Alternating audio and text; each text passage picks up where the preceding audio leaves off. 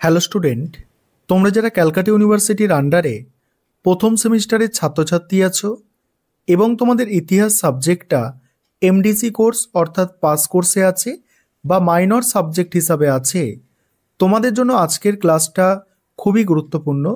আজকের ক্লাসে তোমাদের একটি মক টেস্টের প্রশ্নপত্র নিয়ে আলোচনা করব। তোমাদের পরীক্ষার প্রশ্নপত্র এইভাবেই হয়, যেভাবে মক টেস্টের প্রশ্নপত্রটা আমি সেট করেছি।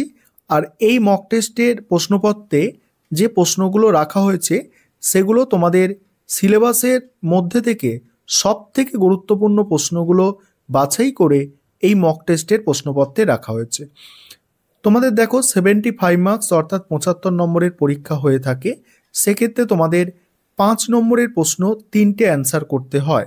5 নম্বরের প্রশ্ন দেখো কটা থাকে, 1টা 2টো 3টে 4টে 5টা 6টা প্রশ্ন তোমাদের দেয়া থাকবে, তার মধ্যে 3টে প্রশ্নের অ্যান্সার করতে হয়।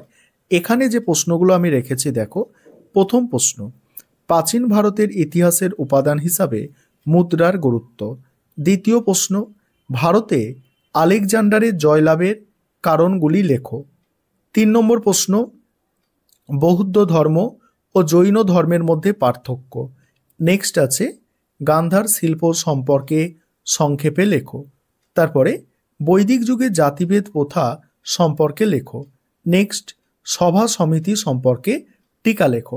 পরের প্রশ্নগুলো আলোচনা করব মক টেস্টের। তার আগে যে বিষয়টা বলার আছে, তোমাদের জন্য অনলাইন কোচিং ক্লাস চলছে। তোমরা যদি কেউ পেড ব্যাচে অ্যাডমিশন নিতে চাও বা স্টাডি মেটেরিয়াল পারচেস করতে চাও, নিচে দেখবে একটা নম্বর যাচ্ছে, এই নম্বরে তোমরা যোগাযোগ করে স্টাডি মেটেরিয়াল পারচেস করতে পারো বা আমাদের পেড ব্যাচে অ্যাডমিশন নিতে পারো। নিচে দেখো একটা নম্বর তোমরা দেখতে পাচ্ছ। তারপর দেখো 10 নম্বরের প্রশ্ন তোমাদের দুটো লিখতে হয়, থাকে 4টে। 10 নম্বরের প্রশ্ন আমি যেগুলো রেখেছি দেখো, হরপ্পা সভ্যতার পতনের কারণ আলোচনা করো। নেক্সট আছে তামিলকাম বলতে কি বোঝো, প্রাচীন তামিলকাম সংস্কৃতির বৈশিষ্ট্য আলোচনা করো। তারপরের প্রশ্ন, ভারতে মধ্যপ্রস্তর যুগের বৈশিষ্ট্য আলোচনা করো। নেক্সট আছে দেখো নব্যপ্রস্তর যুগ সম্পর্কে আলোচনা করো। এবারে 20 নম্বরের প্রশ্ন। 20 নম্বরের প্রশ্ন দেখো, 20 নম্বরের প্রশ্ন তোমাদের দুটো অ্যান্সার করতে হয়। এখানে আমি যে 20 নম্বরের প্রশ্নগুলো রেখেছি দেখো, প্রথম প্রশ্ন, প্রাচীন ভারতের ইতিহাস রচনায় সাহিত্যিক উপাদানের গুরুত্ব আলোচনা করো। পরের প্রশ্ন, হরপ্পা সভ্যতার নগর পরিকল্পনা আলোচনা করো।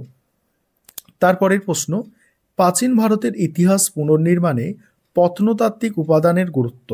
নেক্সট আছে প্রাগৈতিহাসিক ভারতে শিকারী ও খাদ্য সংগ্রহকারী আদিম মানবের খাদ্য উৎপাদক হয়ে ওঠার বিবর্তন ব্যাখ্যা করো বা উল্লেখ করো। এই ছিল তোমাদের মক টেস্টের প্রশ্নপত্র। এই প্রশ্নগুলো অবশ্যই তোমরা প্র্যাকটিস করবে আর এখান থেকে তোমরা অবশ্যই বেশ কিছু প্রশ্ন পরীক্ষায় কমন পাবে।